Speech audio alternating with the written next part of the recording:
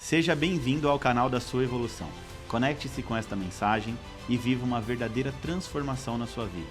O Evolução Diária de hoje já vai começar. Olá, queridos, bem-vindos à Evolução Diária de hoje. Hoje é quarta-feira, dia 30 de outubro de 2024. Eu sou o pastor Vitor Santos e estou aqui para te ajudar no seu processo de evolução. Hoje nós vamos estudar o capítulo de número 7 do livro de 1 Reis. Mas como de costume, antes da gente entrar literalmente no nosso estudo de hoje, eu quero te pedir bem rapidinho para você curtir, comentar e compartilhar esse vídeo com todos os seus amigos e familiares em nome de Jesus. Quando você curte, comenta e compartilha, o YouTube entende que esse vídeo foi relevante para você e assim ele acaba sugerindo e entregando para muitas outras pessoas também, tá bom? Sua evolução diária tem sido bênção para você, curte, comenta e compartilha. Também quero aproveitar aqui a oportunidade para te fazer um convite muito especial. Hoje à noite na nossa igreja, na Evo, nós vamos ter mais uma quarta profética com o pastor Lucas Gomes. Tem sido bênção essas últimas quartas, a qual o pastor Lucas tem ministrado em nossa igreja e você não pode ficar de fora. Não fique de fora em nome de Jesus. Caso você tenha alguma dificuldade para estar conosco presencialmente, você pode acompanhar tudo pelo YouTube, aqui pelo YouTube, não nesse canal, no canal da igreja, no Evo TV, Evo de Evolução TV. Você pode acompanhar ao vivo a partir das 8 horas, tá bom? Agora, você que pode, esteja conosco presencialmente. Nós estamos na Avenida Eliseu de Almeida, número 985, no Butantã, próximo à estação São Paulo, Morumbi, tá? Às 20 horas, nós vamos dar início ao nosso culto hoje à noite. Você é meu convidado especial. Gente, vamos lá fazer o estudo de hoje? 1 Reis, capítulo 7. É bem grandinho, tem 51 versículos.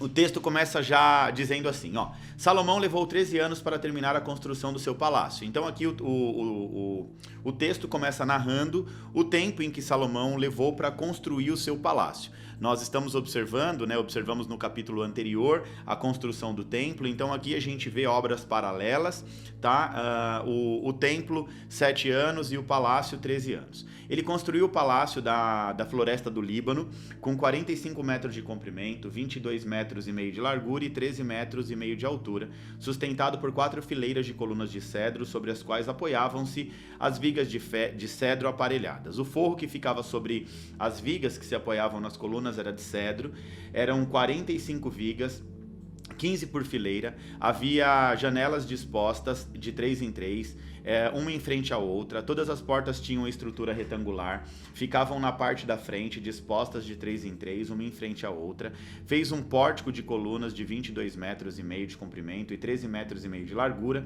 em frente havia um pórtico com colunas e uma cobertura que se estendia além das colunas. Construiu a sala do trono, isto é, a sala da justiça, onde iria julgar, e revestiu-a de cedro desde o teto até o chão.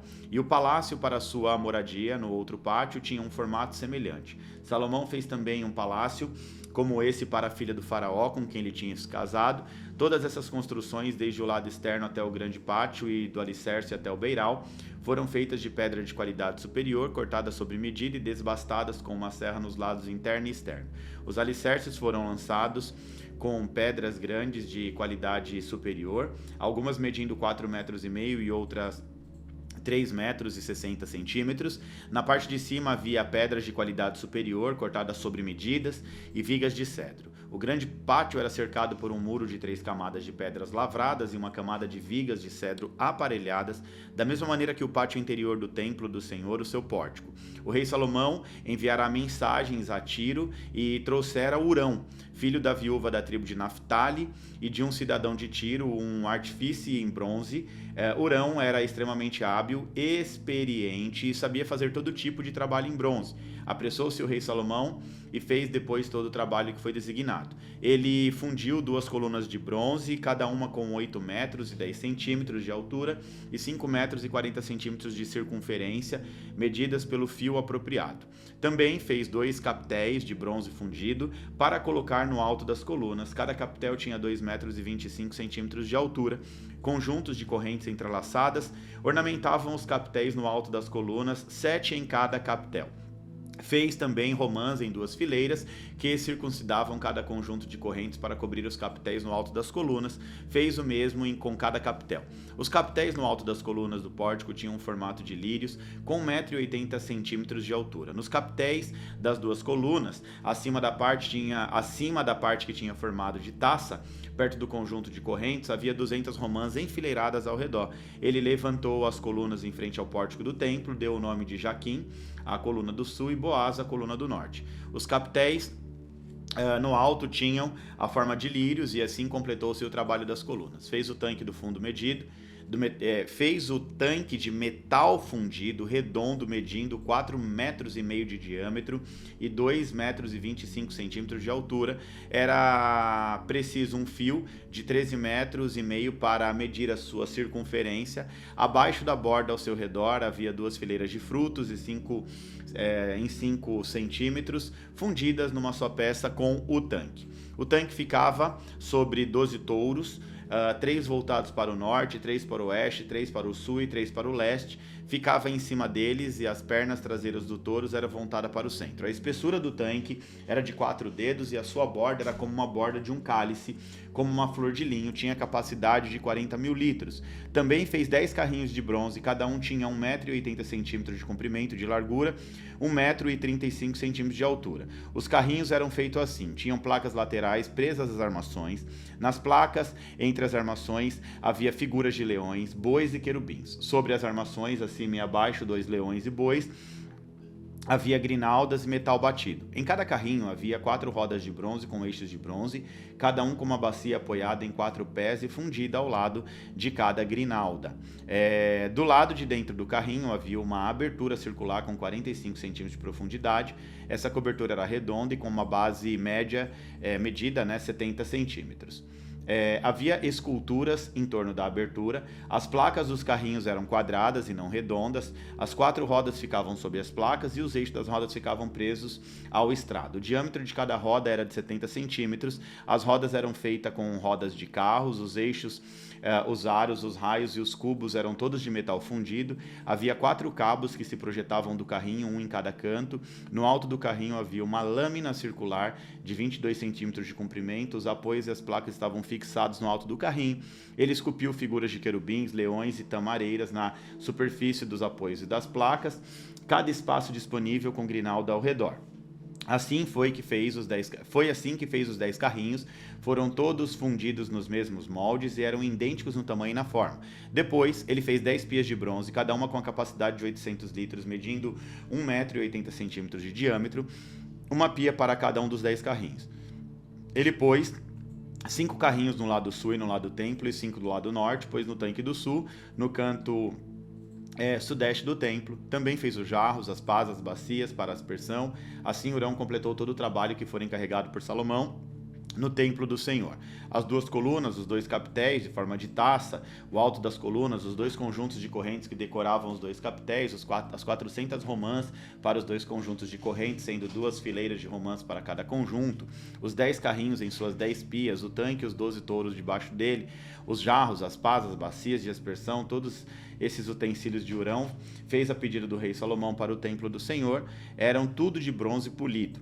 Foi na planície do Jordão, entre Sucote e Zaretã, que o rei os mandou fundir os moldes de barro. Salomão mandou pesar esses utensílios, tão grande era o seu número de peso do bronze, não foi determinado. Além desses, Salomão também mandou fazer todos esses outros utensílios para o templo do Senhor: o altar de ouro, a mesa de ouro sobre qual ficavam os pães da presença, os candelabros de ouro puro, 5 à direita e 5 à esquerda, em frente ao santuário interno, as flores, as lâmpadas e as tenazes de ouro, as bacias, os cortadores de pavio, as bacias de aspersão, as tigelas, os incensários, as dobradiças de ouro para as portas da sala interna, o lugar santíssimo, e também as portas do átrio principal. Terminada toda a obra que Salomão realizou para o templo do Senhor, ele trouxe tudo que seu pai havia consagrado e colocou junto com os tesouros do templo do Senhor, a prata, o ouro e os utensílios. Vamos entender esse texto, gente? É um quanto difícil, de entendimento, porque vai falar acerca de muitos objetos, de muitas coisas aqui feitas por Salomão, por Hurão, que esculpiu tudo isso em bronze. Mas aqui, na verdade, 1 Reis capítulo 7 vai narrar a construção do palácio de Salomão, paralelamente à construção também do templo, o templo denominado como o Templo de Salomão. Então, após a conclusão do templo, Salomão ele vai começar agora a dedicar então o seu tempo à construção da sua própria casa, do seu palácio, um projeto de grande magnitude que durou 13 anos, um projeto tão grandioso, de tanta excelência quanto o Templo de Salomão. Salomão ele ergue um palácio muito suntuoso, muito imponente, demonstrando o poder e a riqueza do seu reinado. A construção leva 13 anos ali para ser concluída como um todo, evidenciando então a escala do projeto, um projeto de grande escala. Além do palácio principal, Salomão ele vai construir também paralelamente um edifício chamado como Casa do Bosque do Líbano. Essa estrutura era muito rica e decorada com madeira de cedro e tinha dimensões consideráveis, ou seja, era muito grande. Salomão também constrói um salão especial onde ele haveria ali de ouvir os casos judiciais, julgar os casos das pessoas. Esse salão era revestido de cedro do chão e do teto e demonstrava também a importância da justiça no seu reinado. O rei, ele constrói uma residência semelhante para a primeira esposa dele, a filha de Faraó, demonstrando ali o respeito e o carinho que ele tinha por ela. O capítulo vai destacar a habilidade e o trabalho de Hirão de Tiro, um homem especialista que Salomão mandou buscar, né, um artesão fenício que vai colaborar muito ali com as suas especialidades, com aquilo que ele sabe fazer para a construção do templo e do palácio. Hirão, na verdade, foi o responsável por criar todas as peças de bronze, e foram muitas peças que o texto diz que nem sabia exatamente quantos quilos de bronze tinha no palácio e também no templo do Senhor, né? Essa construção desse palácio e do templo vão demonstrar toda a riqueza e todo o poder de Salomão. É claro que isso aqui revela o nível da excelência que Salomão carregava na construção, tanto da obra do Senhor quanto do seu palácio. O capítulo revela aqui o alto nível de habilidade de Hirão, o conhecimento técnico desse artesão na época, capaz de criar obras de arte, arquiteturas tão complexas para aquela época. A colaboração entre Salomão e Hirão de Tiro vai destacar essa relação comercial e diplomática também entre Israel e os fenícios, tá? A descrição detalhada do palácio e dos seus ornamentos vão sugerir um estilo de vida extremamente luxuoso e extravagante do rei Salomão, que contrasta com a simplicidade dos primeiros reis de Israel. Ou seja, antes de Salomão, ninguém teve tanto esplendor assim. Salomão ele vem numa fase, né, de muita riqueza. A Bíblia diz nos capítulos anteriores que Davi deixa algo poderoso, uma herança muito grande para que Salomão pudesse construir o templo do Senhor e o palácio dele.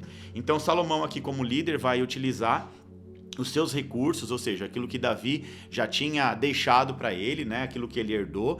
Eu já falei aqui anteriormente que Davi conquistou e Salomão ele tem a incumbência de administrar os recursos conquistados por Davi, tanto que no tempo de Salomão nós podemos observar um tempo de paz e muita prosperidade, né? Então ele utiliza esses recursos para construir algo grandioso e extremamente próspero. Agora, embora a construção do palácio seja um marco de riqueza e poder, é importante lembrar que o templo que ele dedica ao Senhor foi construído antes. Ou seja, as obras de Salomão e de Hirão são um testemunho ali da beleza e da criatividade humana e continuam a inspirar até os dias de hoje, tá bom? Em resumo, 1 Reis capítulo 7 nos apresenta um relato muito fascinante sobre a construção do Palácio de Salomão, um marco da arquitetura e da engenharia da época da antiguidade e um símbolo do poder e da riqueza do reinado de Salomão, né, durante todo o seu tempo, tá bom? Agora, trazendo tudo isso aqui para a prática, o capítulo 7 de 1 Reis, embora descreva a construção de um palácio extremamente luxuoso, vai oferecer várias lições que transcendem esse contexto histórico e podem ser aplicadas à nossa vida contemporânea. Primeiro, a primeira coisa que eu vejo aqui de muito poderosa é o planejamento e a execução detalhada das obras de Salomão. Então Salomão ele tinha uma visão clara de como seria o seu palácio, de como seria o templo do Senhor. Ele segue ali um planejamento e executa com muita excelência, na excelência nos mínimos detalhes. Isso vai demonstrar a importância de nós termos objetivos bem definidos, né, para que nós possamos alcançar os resultados esperados. Então, em nossos projetos pessoais, profissionais, ou seja, construir uma casa, iniciar um negócio, alcançar um objetivo pessoal, nós precisamos antes de um plano muito bem detalhado. Isso demonstra a importância do planejamento. Planejar é fundamental para uma vida de sucesso. Eu costumo dizer que as pessoas, elas não conseguem planejar a sua vida, na verdade não conseguem planejar nem a sua rotina. Para você ter um dia de sucesso, você precisa começar, na verdade, antes de dormir, no dia anterior, planejar a sua rotina do dia seguinte, né? Para que você não viva uma vida, deixa a vida me levar. Aquela vida que vai, vamos fazendo aí o que tiver que fazer. Então aqui Salomão está nos ensinando, né, a planejar e a executar nos mínimos detalhes. Isso é muito importante. Se você quer ter uma vida de sucesso, você tem que planejar a tua vida a curto, a médio e a longo prazo e aprender também a colocar em prática os detalhes para que no futuro esse projeto venha a dar certo. Então você planeja e você tem que fazer o seu 1% a cada dia para você alcançar o resultado esperado, o objetivo esperado. Então aqui Salomão, ele trabalha durante 13 anos, né, incansavelmente para construir tanto o palácio quanto o templo do Senhor, tá bom? A segunda lição que nós aprendemos aqui com Salomão é literalmente ali referente ao equilíbrio entre o material e o espiritual. Olha só que interessante. Esse texto também vai nos ensinar sobre prioridade espiritual. É isso mesmo. Embora Salomão tenha construído um palácio magnífico para sua morada, antes disso, ele constrói o templo do Senhor. Ou seja, a prioridade dele foi o templo e não o palácio. Então, mesmo ele sendo um rei poderoso, ele poderia, não, primeiro eu faço para mim, depois eu faço para Deus. Não, ele teve uma prioridade. Então, ele traz um equilíbrio entre o que ele quer e o que Deus quer. Ou seja, entre o material e o espiritual. Isso vai nos lembrar que as nossas prioridades espirituais devem sempre estar em primeiro lugar. Isso aqui me lembra de Mateus 6,33. Coloque em primeiro lugar o reino de Deus, busque em primeiro lugar o reino de Deus e a sua justiça, e as demais coisas serão acrescentadas. Então, primeiro Salomão constrói para Deus, depois ele vai pensar no palácio dele. Ambos foram construções magníficas, excelentes, com uma conotação muito grande, mas também é importante salientar que primeiro ele constrói para Deus, depois ele faz para ele, tá bom? Isso aponta também para a questão da excelência. Salomão era excelente. No capítulo anterior eu falei sobre a excelência empregada por Salomão na construção do templo. Então ele coloca atenção nos mínimos detalhes. A beleza do palácio demonstra que nós devemos servir a Deus com excelência e criatividade. Servir a Deus com excelência e criatividade. A Bíblia diz, faça todas as coisas como se fosse para Deus, ou seja, tudo que você colocar a sua mão para fazer, emprega excelência, seja criativo, faça para Deus.